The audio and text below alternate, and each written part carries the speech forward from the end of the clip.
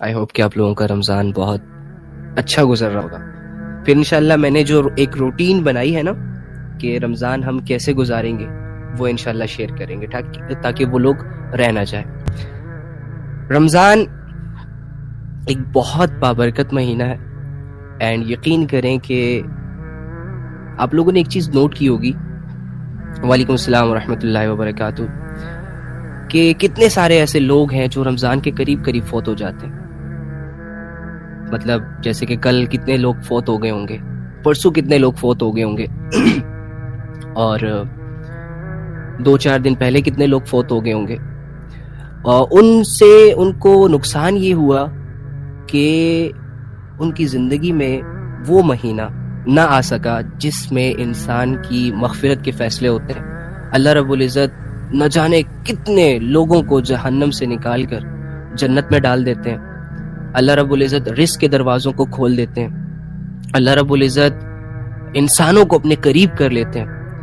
حدیث میں آتا ہے کہ جب رمضان کا مہینہ آتا ہے تو جنت کے تمام دروازوں کو کھول دیا جاتا ہے اور جہنم کے دروازوں کو بند کر دیا جاتا ہے اور شیطان کو زنجیروں سے جکڑ دیا جاتا ہے، یعنی جنت کے راستوں کو آسان کر دیا جاتا ہے.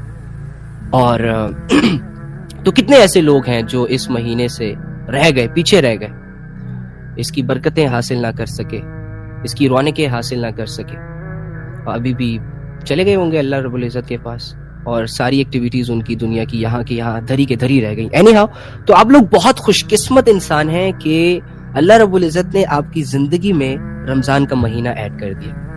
اب اگر اور انتہائی بدقسمت انسان وہ ہے جو رمضان کے مہینے کو اپنی زندگی میں پائے لیکن اس مہینے میں وہ سٹرگل نہ کرے، وہ محنت نہ کرے، وہ کوشش نہ کرے، جس کی وجہ سے اس کی باقی زندگی جو باقی بچی کچی زندگی ہے وہ چینج نہ ہو سکے. یعنی اگر آج سے پہلے اللہ رب العزت آپ لوگوں کی زندگیوں میں نہیں تھا تو آج کے بعد ہونا چاہیے. اور اگر کسی انسان نے اس رمضان کے مہینے کو بھی ضائع کر دیا، واللہ واللہ واللہ اس سے بڑا بدبخت پوری دنیا میں نہیں ہے. تو اینی ہاؤ بات کریں گے کہ رمضان کے اس مہینے کو کیسے گزارا جائے.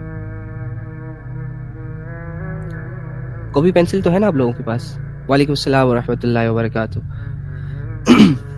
اگر کسی کے پاس کاپی اور پینسل نہیں ہے تو وہ موبائل کا کوئی نوٹ پیڈ اوپن کر لے اور اس میں نوٹ کریں. یہ جو 11 پوائنٹس میں اس پہ خود بھی عمل کروں گا انشاءاللہ اور آپ لوگوں کے لیے بھی لایا ہوں. اینڈ یقین کریں اگر یہ 11 پوائنٹس آپ لوگوں نے اس رمضان میں اپنی زندگی کے ساتھ جوڑ لیے، واللہ آپ لوگ اپنے آپ کو چینج کرنے میں کامیاب ہو جائیں گے. آپ فیل کریں گے عید کے بعد اور عید کے دن کے اللہ رب العزت کا تعلق آپ کے ساتھ جڑا ہوا ہے. آپ فیل کریں گے اس چیز کو کہ آپ کی زندگی اب کے بعد سے بے مقصد نہیں گزری جائے گی اگر آپ نے ان 11 پوائنٹس پر عمل کیا. بہت ہی آسان ہے، میں نے خود پہلے اس پر عمل کی نیت بھی کی ہے، اسی لیے آپ لوگوں سے شیئر کر رہا ہوں، اور اللہ سے دعا ہے کہ انشاءاللہ آپ لوگ اسے ضائع نہیں ہونے دیں گے. بسم اللہ الرحمن الرحیم. نمبر 1، یہ کام کرنے کے رواجی کلامی دین نہیں، اوکے، کہ بس سنا ایک کان سے اور دوسرے کان سے نکال دیا. اگر آپ لوگوں نے ایسا کیا تو واللہ ہی آپ کا نقصان ہو جائے گا اور آپ کے کچھ ہاتھ نہیں آئے گا. اور اگر آپ اتنے ویک ہیں کہ اللہ کے لیے 2-4 قدم نہیں اٹھا پا رہے، اگر آپ لوگ اتنے سست ہیں کہ رمضان کے مہینے میں بھی اپنے آپ کو چینج کرنے کی نیت نہیں بنا پا رہے، تو آپ کیسے سروائیو کریں گے؟ اتنی بڑی آخرت میں اللہ رب العزت کا سامنا آپ کیسے کریں گے؟ میدان حشر میں، جس کے بارے میں یہ آتا ہے کہ 1.25 نیزے پہ سورج ہوگا اور سارے لوگ اپنے اعمال کے باعث اپنے پسینوں میں ڈوب رہے ہوں گے، چیخ رہے ہوں گے، چلا رہے ہوں گے. اتنی ہیبت ہوگی ان کے دلوں پر، اتنی ہیبت ہوگی اور اتنی اکتاہٹ ہوگی، تنگ ہو جائے گا بندہ. وہ ہوتا ہے نا، بندہ اکتا جاتا ہے ایک ماحول میں، اس کا دل نہیں لگ رہا ہوتا، سٹریس ہو جاتا ہے، وہ کرتا ہے کہ بس کیسے اس چیز سے نکل جاؤں.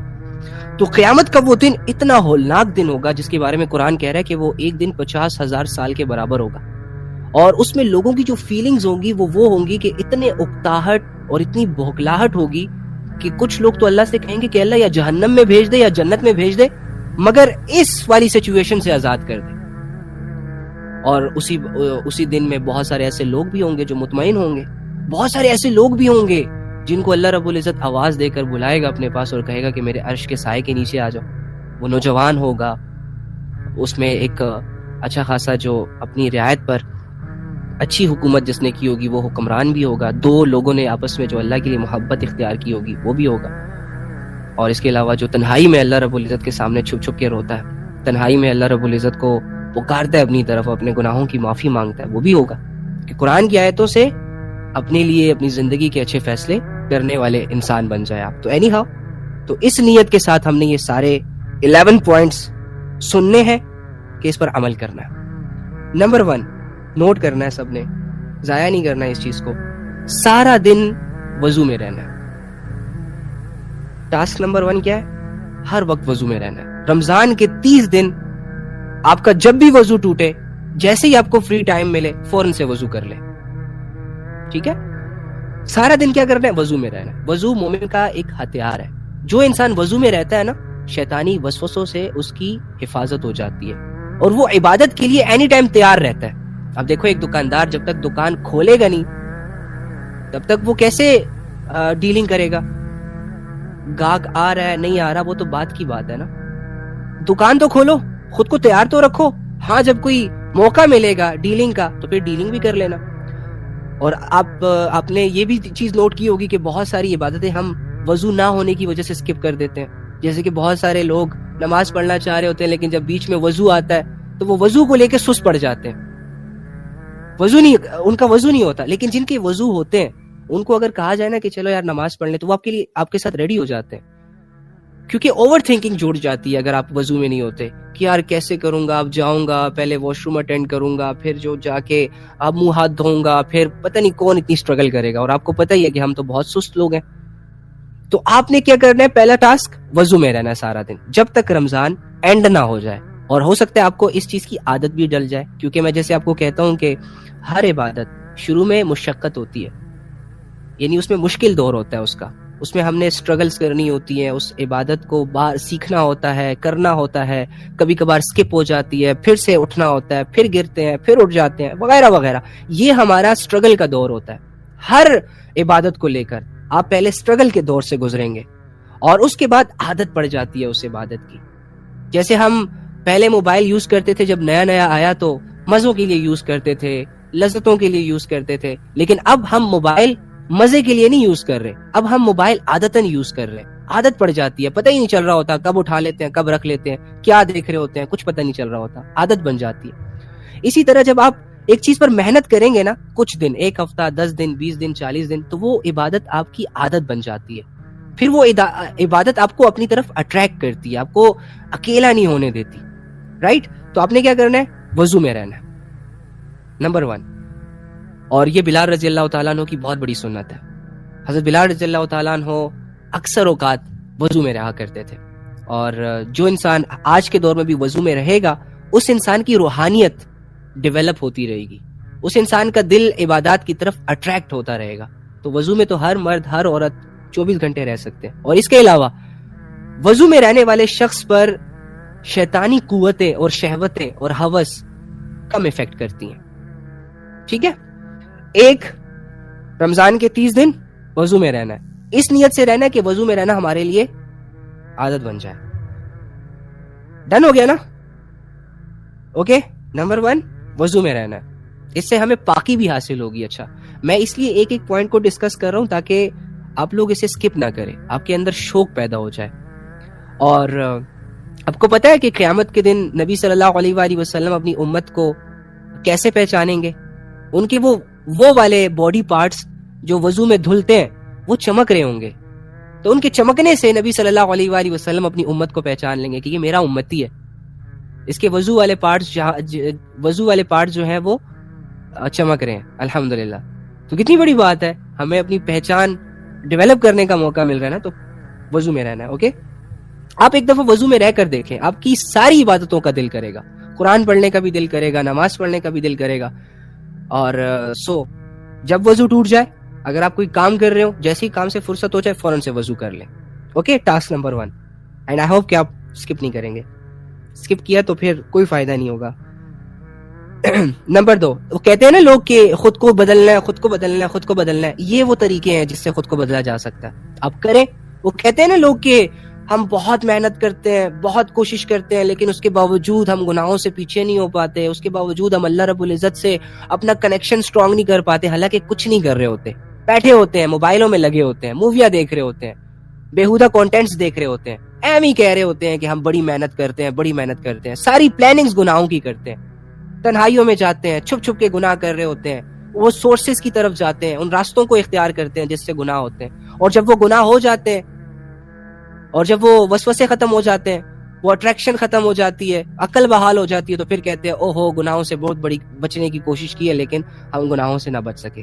کوئی کوشش نہیں کرتا, جو کرتا ہے وہ بچتا ہے. انسان کے لیے وہی سب کچھ ہے جس کی وہ کوشش کرتا ہے. اوکے, دنیا میں بھی عزت ہے اور آخرت میں بھی عزت ہے. دنیا میں بھی کامیابیاں آپ کے قدم چومیں گی اور آخرت میں بھی کامیابیاں آپ کے قدم چومیں گی. دنیا والوں کو بھی آپ پر رشک ہوگا اور آخرت والوں کو بھی آپ پر رشک ہوگا. یہ حسرت کریں گے کہ کاش ہم اس بندے کی طرح زندگی گزار کر آ جاتے. تو یہ فارمیلٹیاں چھوڑ دیں. جب تک آپ فارمیلٹیوں والی زندگیوں میں گزاریں گے نا, رہیں گے, خدا کی قسم آپ کبھی بھی اپنے آپ میں ایک اچھا اور بہتر چینج نہیں لا سکیں گے, اسپیشلی اللہ کے معاملے میں. اور ایک دفعہ اگر آپ کا دل اللہ سے جڑ گیا, تو حدیث کی کتابوں میں آتا ہے کہ انسان کے جسم میں ایک گوشت کا لوتھڑا ہے, جب اس کی اصلاح ہو جاتی ہے نا, جب وہ ٹھیک ہو جاتا ہے, تو اس کی ساری باڈی آٹومیٹکلی ٹھیک ہو جاتی ہے. ابھی آپ کے ہاتھوں کے اعمال, میرے ہاتھوں کے اعمال بگڑے ہوئے ہیں, آنکھوں کے اعمال بگڑے ہوئے ہیں, کانوں کے اعمال بگڑے ہوئے ہیں, ہماری شہوتیں عروج پر ہیں, ہمارا ہوس عروج پر ہے, ہمارے کنٹرول میں نہیں ہے ہمارا نفس, تو ہم اتنے زیادہ بگڑ چکے ہیں. ابھی بھی ہم اگر فارمیلٹیوں میں رہیں گے تو ہم اپنا اچھا خاصا وقت برباد کریں گے. اینی ہاؤ, نمبر 1 وضو میں رہنا, ٹھیک ہے. اچھا, یہ جو پوائنٹس میں ڈسکس کر رہا ہوں نا, یہ کم سے کم 3 لوگوں کو آپ لوگوں نے بتانے بھی ہیں, 3 لوگوں کو آپ نے سکھانا بھی ہے, بھائی ہو جائے, بہن ہو جائے, دوست ہو جائے, امی ہو جائے, ابو ہو جائے. یہ 3 پوائنٹس, یہ 11 پوائنٹس جو میں آپ کو سکھا رہا ہوں اور جو میں خود بھی کرنے کا ارادہ رکھتا ہوں, ٹھیک ہے. جیسے میں, آپ ہزاروں لوگ مجھے یہاں سے بھی سن رہے ہیں, وہاں سے بھی سن رہے ہیں, یہاں سے تو نہیں سن رہے, وہاں سے سن رہے ہیں, تو یہ میں اپنا وہ فرض بھی پورا کر رہا ہوں ساتھ, کہ وہ نہیں کہ صرف بس آپ کو پتہ چل گیا اٹس اوکے. نہیں, آپ کو پتہ چلنے کے بعد جو سب سے بڑی رسپانسبلٹی آپ کی طرف متوجہ ہوتی ہے وہ یہ ہوتی ہے کہ اب اپنی ذات سے دوسروں کا بھلا کرو, ٹھیک ہے. تو اس نیت سے سنیں. ایک, سارا دن وضو میں رہنا ہے, اب اس کی فضیلت بھی آپ کو پتہ چل گئی, اس کی ضرورت کیوں ہوتی ہے انسان کو وہ بھی آپ کو پتہ چل گئی. اب دوسرا مین چیز, بہت امپورٹنٹ پوائنٹ نمبر 2, وہ گناہ یہاں پتہ چلے گا اب آپ کی ایمان کا, آپ کے اللہ کے تعلق کا, آپ کی سٹرگل کا, یہاں پتہ چلے گا. وہ گناہ جن کی آپ کو عادت ہے, جسے آپ ڈیلی بیسس پہ کرتے ہو, جسے آپ چھوڑنے کی بار بار کوشش کرتے ہو لیکن بار بار گر جاتے ہو, اسے چھوڑنا ہے. اب ان گناہوں میں بد نظری آ جاتی ہے. موبائل کے ذریعے سے ہم بہت بد نظری کرتے ہیں, نہ چاہتے ہوئے کرتے ہیں, غلطی سے کر لیتے ہیں, دیکھا دیکھی کہیں پتہ ہی نہیں چل رہا ہوتا. بد نظری نہیں کرنی, کیونکہ پتہ ہے آپ کو, بد نظری آپ کے نیک اعمال کو, آپ کی اسپرچویلٹی کو, آپ کی روحانیت کو ایسے کھا جاتی ہے جیسے دیمک لکڑی کو کھاتی ہے. آپ کو پتہ ہی نہیں چلتا اور آپ کا ایمان خالی ہو جاتا ہے, ختم ہو جاتا ہے. بد نظری اتنی بڑی چیز ہے. آپ کا یہ جو مائنڈ سیٹ ہے نا, یہ مینٹل ہیلتھ جو ہوتی ہے, یہ اتنی ڈاؤن ہو جاتی ہے کہ اس میں کچھ یاد رکھنے کی صلاحیت باقی نہیں بچتی بد نظری کی وجہ سے. آپ لوگوں نے دیکھا ہوگا کہ جو انسان ایڈکٹ ہوتا ہے بری چیزوں کو دیکھنے کا, اب یقین کریں کہ وہ بھوکلاہٹ کا شکار ہوتا ہے. وہ 10-20 لوگوں میں بیٹھ کر بات نہیں کر سکے گا. اس کے اندر وہ جو کانفیڈنس لیول ہوتا ہے وہ بہت ڈاؤن چل رہا ہوتا ہے. وہ اپنے گھر والوں کے ساتھ بھی اپنے آپ کو مینٹین نہیں کر پاتا, اچھے طریقے سے رکھ نہیں پاتا. اگر کوئی سوال کرے یا جواب کرے تو ہزاروں دفعہ سوچے گا, پھر کہے گا ہاں یہ وہ فلاں فلاں. تو بد نظری کا یہ ایک بہت بڑا ڈیمیج ہے کہ یہ آپ کی روحانیت کو تباہ اور برباد کر کے رکھ دیتی ہے. آپ کے ایمان کو جڑوں سے کاٹنا شروع ہو جاتی ہے یہ بد نظری. یعنی کہ اس بد نظری کی مثال ایسی ہے کہ آپ نیک اعمال بھی کر رہے ہو اور ساتھ ساتھ بد نظری بھی کر رہے ہو, برے کانٹینٹس بھی دیکھ رہے ہو, ڈرامے, فلمیں اور ننگے جسم, اور اس کے علاوہ وہ چیزیں جو آپ کے اندر کی شہوت کو بڑھاتے ہیں, وہ چیزیں جو آپ کے ایمان کو, آپ کے ڈیزائرز کو غلط طریقوں سے ہٹ کرتے ہیں. جب آپ یہ سارے اس چیزوں میں انوالو ہوتے ہو نا, تو آپ کھو جاتے ہو. آپ چل زمین پر رہے ہوتے ہو لیکن آپ کی سوچیں اور آپ کے خیالات کہیں اور گھوم پھر رہے ہوتے ہیں. عبادات کی لذتیں آپ کے دلوں سے کھینچ لی جاتی ہیں. اللہ کا تعلق ویک ہونے لگ جاتا ہے. اللہ حالانکہ انسان سے راضی ہوتا ہے, 100% راضی ہوتا ہے, لیکن اسے اندر سے ایک آواز آ رہی ہوتی ہے کہ اللہ آپ سے ناراض ہو گیا. اور آپ کو پتہ ہے انسان بہت بڑے سے بڑا امتحان بھی پاس کر لیتا. انسان بہت بڑی سے بڑی آزمائش سے بھی نکل سکتا ہے. انسان بہت بڑے سے بڑے غم سے بھی نکل سکتا ہے, برداشت کر سکتا ہے. لیکن یہ جو اللہ کے معاملے میں جب انسان کنفیوز ہوتا ہے نا, تو یہ دکھ اور یہ درد اور یہ کمی پوری زندگی لگ جاتی ہے, لیکن انسان پوری نہیں کر پاتا. یہ درد ہی ایسا درد ہے کہ انسان کھو جاتا ہے, گمسم ہو جاتا ہے. تو اینی ہاؤ بد نظری نہیں کرنی. اگر آپ ساتھ ساتھ بد نظری کر رہے ہیں, نیک اعمال کر رہے ہیں, روزے رکھ رہے ہیں, نمازیں پڑھ رہے ہیں, لوگ آپ کے لیے تالیاں بجا رہے ہیں, لیکن تنہائیوں میں آپ بد نظری کر رہے ہیں, تو پتہ ہے آپ کی مثال کیا ہوئی؟ کہ جیسے کہ آپ کی گاڑی کا ٹائر پنچر ہے اور آپ اس میں ہوا بھرے جا رہے ہو اور وہ ہوا سٹور نہیں ہو رہی. آپ نیک اعمال تو کر رہے ہو, نمازیں بھی پڑھ رہے ہو, زکوٰۃ بھی دے رہے ہو, ساری چیزیں کر رہے ہو, حالانکہ اس کا ثواب بھی آپ کو ملے گا, یہ نیکیاں آپ کی ضائع نہیں ہوں گی. لیکن ساتھ ہی ساتھ آپ کے بد نظری کی وجہ سے, برے کانٹینٹس دیکھنے کی وجہ سے, بری چیزوں میں جیسے سیریلز وغیرہ دیکھنے سے, جیسے کہ ریئل لائف میں ہم آنکھ ٹکا کر رہے ہوتے ہیں, نامحرموں پر جو نظریں عجیب طریقوں سے دوڑا رہے ہوتے ہیں, اس کی وجہ سے آپ کے اعمال آپ کے اندر جمع نہیں ہو پاتے, آپ کے ایمان لیول کو بڑھا نہیں پاتے. اوکے, سو بد نظری نہیں کرنی پہلے. یہ وہ گناہوں کی اقسام بتا رہا ہوں. پوائنٹ یہی ہے کہ جن گناہوں کی آپ کو عادت لگی ہوئی ہے اسے چھوڑنا ہے. یہ نہیں کہہ رہا کہ میں نہیں چھوڑ سکتا, مشکل ہے, کیسے ہوگا, فلاں ہوگا. یہ الفاظ آپ کے لیے کینسر ہے. آپ نے کہنا ہے کہ کر کے دکھانا ہے. بھائی میری زندگی ڈسٹریکٹ ہوئی پڑی ہے, میں بہک چکا ہوں, میرا اور اللہ کا تعلق اتنا کمزور ہو چکا ہے, اور میں یہ کہتا رہوں کہ بس مجھ سے نہیں ہوتا, یہ تو کوئی حل نہ ہوا. میں کر کے دکھاؤں گا ایسی کی تیسی, میری اور میرے نفس کی اور میرے ان سوچوں اور ان خیالوں کی جو مجھے قدم نہیں بڑھانے دے رہا. ہاں, یہ لڑائی ہوتی ہے. وہ گناہ جن کی آپ کو عادت ہے اسے چھوڑنا. اب اس میں ایک جیسے کہ بد نظری ہو گئی, جھوٹ. میرا امتی ہر گناہ کر سکتا ہے لیکن جھوٹ نہیں بول سکتا. سوچیں کتنا بڑا گناہ ہے, اور ہم مذاق میں جھوٹ بول رہے ہوتے ہیں, بچوں سے جھوٹ بول رہے ہوتے ہیں, ماں باپ سے جھوٹ بول رہے ہوتے ہیں. اگر کوئی انفیکٹ کہ اگر کوئی اتنا کہے نا کہ کدھر ہو, تو ہوتے ایک جگہ ہے, جھوٹ بول کے دوبارہ کہتے ہیں یار ادھر ہے. مطلب اس لیول کے جھوٹ بولے جا رہے ہیں. چھوٹے لیول والا بھی جھوٹ بول رہا ہے, بڑے لیول والا بھی جھوٹ بول رہا ہے. تو جھوٹ نہیں بولنا, کیونکہ جھوٹ سے آپ کی معاشرت بھی خراب ہوتی ہے, آپ کی زندگی بھی خراب ہوتی ہے. اور کہا جاتا ہے, کتابوں میں آتا ہے کہ جب کوئی انسان جھوٹ بولتا ہے تو وہ جو رحمت کے فرشتے اس کے ارد گرد ہوتے ہیں نا, جو اس کی حفاظت کر رہے ہوتے ہیں شیطان سے, وسوسوں سے, نگہانی آفتوں سے, اور وہ ہڈن چیزوں سے, وہ اس سے دور ہو جاتے ہیں. اس کے منہ سے ایک ایسی سمیل جاتی ہے کہ اس سمیل کی وجہ سے وہ فرشتے ان سے دور ہو جاتے ہیں. ٹھیک ہے, اب آپ امیجن کر لیں کہ جب آپ جھوٹ بولتے ہیں تو آپ کے رحمت کے فرشتے جو آپ کے محافظ ہوتے ہیں وہ آپ سے دور ہو جاتے ہیں. تو آپ اپنے ہاتھوں سے اپنے محافظوں کو, اگر اپنے باڈی گارڈز کو اگر دور کر دیں تو آپ اکیلے رہ جائیں گے, اور دشمن آپ پر ایزیلی اٹیک کر سکے گا. تو جھوٹ نہیں بولنا, جھوٹ سے ایمان بھی ختم ہوتا ہے. اوکے, مذاق میں بھی جھوٹ نہیں بولنا. اور اس کے علاوہ گناہوں کی ایک بڑی قسم جو ہماری فیملی میں پائی جاتی ہے, غیبت. غیبت سننے سے بھی اور غیبت کرنے سے بھی, دونوں طرح ہم برباد ہو جاتے ہیں. ٹھیک ہے, اور غیبت کرنے والا اپنے مردہ بھائی کا گوشت, وہ والی مثال. ٹھیک ہے, تو غیبت نہیں کرنی. اور اس کے علاوہ تنہائی کے گناہ, جو کہ ہر بندہ اس میں انوالو ہے, تنہائی کے گناہوں میں. تو تنہائی کے گناہوں کو اوائڈ کرنا ہے, جس میں بد نظری بھی ہے, اور جس میں ایک دوسرے سے باتیں کرنا وغیرہ بھی ہے, نان محرم, وداؤٹ اینی ریزن, ان نیسیسری ٹاکس. تنہائی کے گناہ, اس طرح شہوتوں کو بڑھانے والے اعمال, اور دھوکہ جیسے کہ ہم اکثر اوقات دیتے رہتے ہیں, غصہ نہیں کرنا, اور اور اور اور, اور حرام تعلق. رمضان میں بھی کتنا بد نصیب ہے وہ انسان جو آپس میں اس وجہ سے کنیکٹڈ ہے, وداؤٹ اینی ریزن کنیکٹڈ ہے.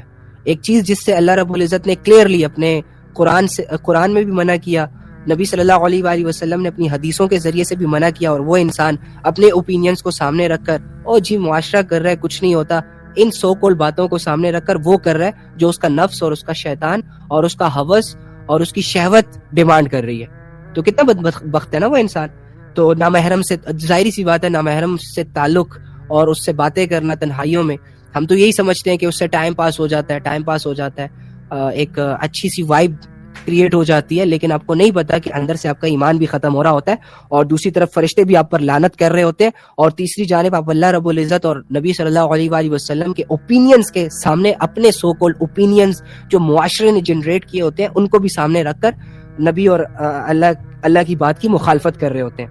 اور اسی کے علاوہ ٹائم ضائع کرنا، irrelevant چیزوں پر لگ جانا جس کا کوئی مقصد ہی نہ ہو، جیسے کہ گیمز ہو گیا، کوئی ویڈیوز دیکھنا، کوئی سیریلز دیکھنا، وداؤٹ اینی ریزن گیجٹس کو یوز کرنا، ضرورت کی حد تک صحیح ہے، آپ کو بینیفٹ دے رہے ہیں تو ویل اینڈ گڈ یوز کریں، اللہ بھی خوش ہوتا ہے اس چیز سے، لیکن ٹائم ضائع کرنا ایک بہت بڑا گناہ ہے، کیونکہ آپ اپنے ساتھ کچھ نہیں لے کر آئے۔ آپ نے سنا ہوگا کہ کیا لے کر آئے ہو، کیا لے کر جاؤ گے، کچھ نہیں لے کر آئے، کچھ نہیں لے کر جاؤ گے، لیکن آپ ایک چیز لائے ہو اپنے ساتھ، اور وہ ہے آپ کا ٹائم۔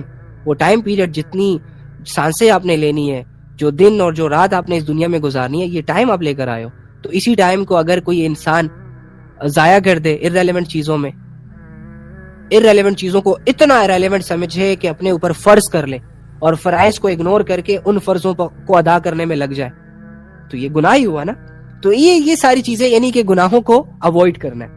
اب آپ کے کون سے گناہ ہیں وہ آپ کو پتہ ہے، میرے کون سے گناہ ہیں وہ مجھے پتہ ہے۔ میں آپ کے سامنے گناہ نہیں کروں گا، آپ میرے سامنے گناہ نہیں کریں گے، کیونکہ آپ ایکسپوز ہو جائیں گے، میں ایکسپوز ہو جاؤں گا، آپ کی عزتوں کی دھجیاں اڑ جائیں گی، میری بھی عزتوں کی دھجیاں اڑ جائیں گی، اور وغیرہ وغیرہ۔ تو اس وجہ سے آپ کو اپنے گناہ پتہ ہے، مجھے میرے گناہ پتہ ہے، میں اپنے گناہوں کو سامنے رکھوں گا پوائنٹ نمبر 2 میں کہ مجھ میں کون کون سے گناہوں کی عادت ہے، اور میں نے اس کو ختم کرنا ہے۔ بس یار بہت ہو گیا، کب تک کریں گے، عرصہ ہو گیا گناہوں کو کرتے کرتے، کیا چین ملا ہمیں، کیا سکون ملا، کیا کامیابی ملی، ہر بار لذت ملی اور لذت کے بعد بے سکون ہوئے۔